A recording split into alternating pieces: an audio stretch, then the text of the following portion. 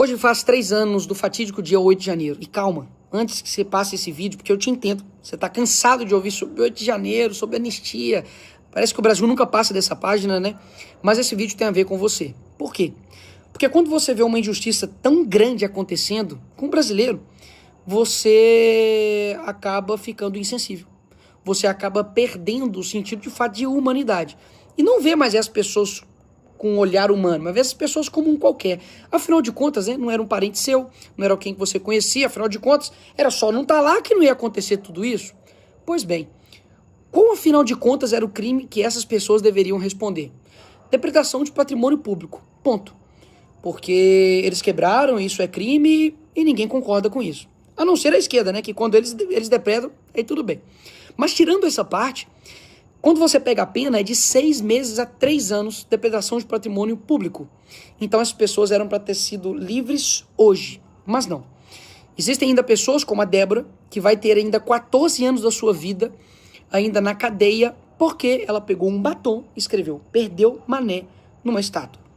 Tem também um caso do Breno, que era um vendedor de algodão doce, também foi preso na multidão.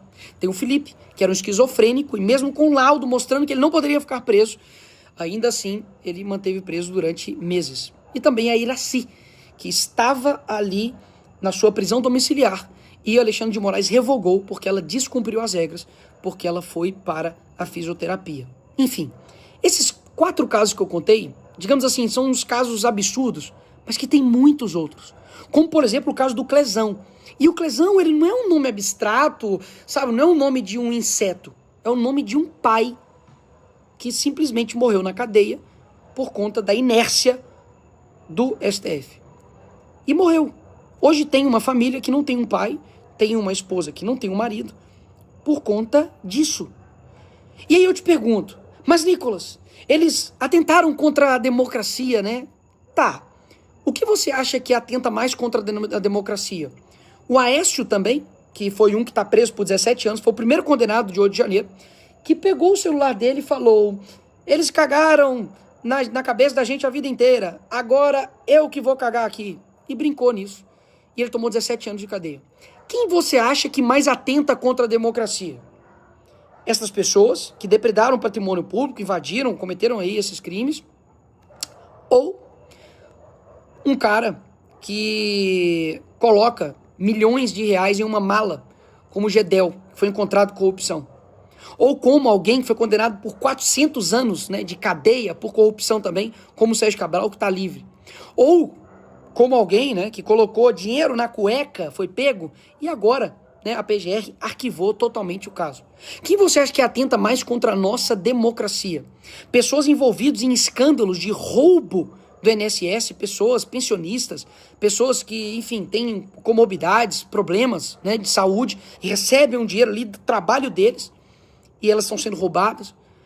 Ou a pessoa que simplesmente, né, foi ali, entrou, viu o que estava acontecendo ali, se escondeu das bombas que estavam vindo e aí foi presa por 17 anos de cadeia. Quem que você acha que atenta mais contra a democracia? O Lula, que recebe um narcotraficante, que agora está preso, um bandido genocida, que no país dele tinha 158 crianças que foram torturadas, né, mortas.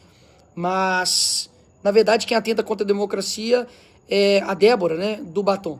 Quem que você acha que atenta mais, né, contra a democracia? Quem está dentro, né, de um escândalo, né, de banco, que recebia possivelmente aí mesada como Lulinha, ou, né, esse rapaz que estava vendendo ali algodão doce? A resposta, ela salta aos olhos de qualquer um. Mas quando você, brasileiro, você que está me escutando aqui, você tem uma insensibilidade com essas pessoas, você talvez não ache que eles estão te manipulando, mas eles estão. Porque que não é uma luta por A ou por B, sabe? Porque você está querendo fazer tudo isso para poder livrar o Bolsonaro da cadeia. Eu também acho a prisão dele completamente desproporcional. Mas, em específico, essas pessoas que estavam ali, né, no dia 8, para pensar. São pessoas que estão sendo literalmente colocadas de forma punitiva para poder colocar medo na direita. Afinal de contas, se fosse de forma isonômica, igualitária, para poder realmente fazer justiça, você tinha que condenar todos também ataques que aconteceram também no Congresso pela esquerda, lá em 2006, 2014, 2017. Eles queimaram ministérios, depredaram também patrimônio público e nada aconteceu. Por que eu estou dizendo isso? Porque a melhor maneira de vocês conquistar um povo e manter ele, né, sempre brigando um com o outro, é dividi-los. Então, esse vídeo aqui não é para você que já concorda comigo. Olha só. É para você que de fato que discorda de mim, ou que você talvez não saiba muito do assunto, por que isso tem a ver, por que essas pessoas estão presas tem a ver comigo. Porque hoje são eles. Amanhã pode ser você, e eu não tô brincando, não. Amanhã pode ser você, pastor, que dá uma opinião, isso pode ser considerado um atentado ao Estado Democrático de Direito. Não é à toa que essa semana, né, eu postei um meme do Lula sendo preso, e eles pediram a minha prisão, e a derrubada das minhas redes sociais. O Nicolás Maduro pode ficar livre sendo um ditador. Eu tenho que ir pra cadeia porque eu postei memes e dei a minha opinião. Ou seja, isso pode chegar e bater na sua casa. Um dia que você defender, né, uma opinião, ou quiser, né, criticar algum ministro do STF, o que vai acontecer com você? Então, de forma gradual, eles estão colocando medo em todos nós. E o medo, assim como naqueles desenhos animados, né, antigos, que ia cair uma pedra em cima, assim, e ele tentava correr e não saía, a pedra caía em cima dele. Por quê? Porque o medo nos paralisa como nação. Então, hoje, o Lula vetou por completo o PL da dosimetria, que inclusive por muitos disseram, né, que nossa, a Magnish foi derrotada porque vocês apoiaram a dosimetria, porque ela não era boa, né? Agora, que coisa que não é boa, que a esquerda trabalha até de madrugada para poder derrubar na Câmara, que eles fazem um trabalho na mídia para poder derrubar, que eles depois vetam de forma integralmente, né? O Lula veta, e obviamente era algo que era sim um respiro de liberdade para milhares de famílias, porque poderiam estar agora em casa, ou até mesmo livres, dependendo ali da redução do sofrimento delas e, consequentemente, da redução da pena delas. Então, hoje, no mesmo dia, né, que a Venezuela está mostrando que está libertando os seus presos políticos, o Brasil decide manter os seus presos políticos. Por que eu estou dizendo tudo isso e por que você está me acompanhando aqui até agora? Porque se nós começarmos a lidar somente que os problemas do Brasil é uma questão somente, digamos, materialista, no sentido de corrupção, no sentido de dinheiro, por mais terrível que isso seja, porque um dinheiro que poderia estar indo para a saúde, para a educação, para a segurança, está indo para bolso de político corrupto, mas os nossos problemas e as nossas reformas precisam ser feitas de forma individual e do nosso coração. Não tem como a gente ter um país onde tudo se é decidido somente por um homem. Onde se tudo a maioria do nosso tempo, pelo menos o meu, né, desde 96, a maioria é governada pelo mesmo partido político chamado Partido dos Trabalhadores. Então, eu quero abrir aqui os seus olhos para que você entenda que a causa de outros, ela também é a nossa, principalmente quando eles estão sendo extremamente perseguidos, com vidas destruídas, pais, famílias destruídas por conta de um revanchismo político. Isso precisa acabar aqui no nosso país. Eu não tenho dúvidas que a maneira de você se instalar realmente uma censura total, uma ditadura total, é fazer isso de forma gradual, porque aí você não percebe. Há 10 anos atrás, se eu contasse para você de que, enfim, pessoas estariam presas por 17 anos por depredação do patrimônio público, que um ex-presidente da República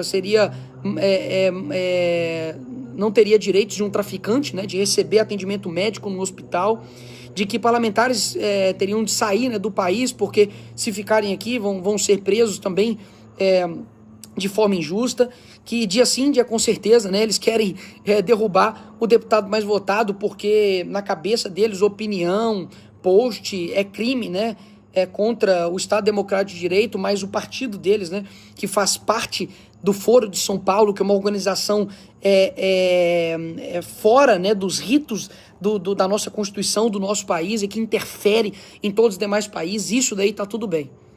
Enfim, a situação não é fácil. Muitas das vezes parece que as notícias que a gente olha, né, parece que cada vez são mais desanimadoras, mas um ponto a luta pela liberdade dessas pessoas é muito importante, por isso que eu vou continuar. E essa luta não é de agora. Nós ficamos 6 meses, eu posso dizer por mim, 6 meses na CPMI, lutando contra ministros, contra mídia, contra ministros de estados, ministros também jurídicos, e destruindo ali narrativas, permanecendo firme, mesmo com toda a pressão, mesmo tomando vários processos.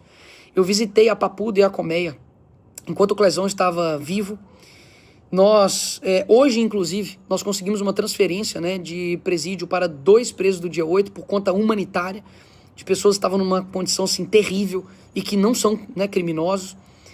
Nós fomos em dezenas de manifestações, nos expusemos, falamos tudo, apontamos o dedo em quem deveria apontar o dedo, quando muitos tinham medo, né, de colocar o dedo na ferida e falar nomes, como do Alexandre de Moraes.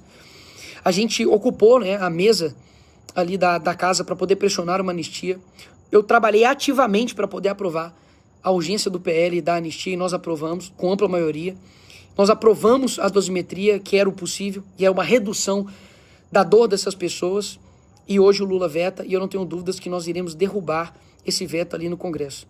Então, sim, esse vídeo é para você, que acha que isso não tem nada a ver com você, mas tem muito a ver com você, porque um dia, de fato, pode ser você. Isso aqui não é mais nenhum tipo de profecia. Isso aqui é uma previsão, porque das formas como as coisas estão caminhando, se a gente continuar dessa forma, eu não tenho dúvidas que o Brasil não vai ter um outro destino. A gente só vai ter um Brasil diferente se nós tivermos brasileiros diferentes. É isso.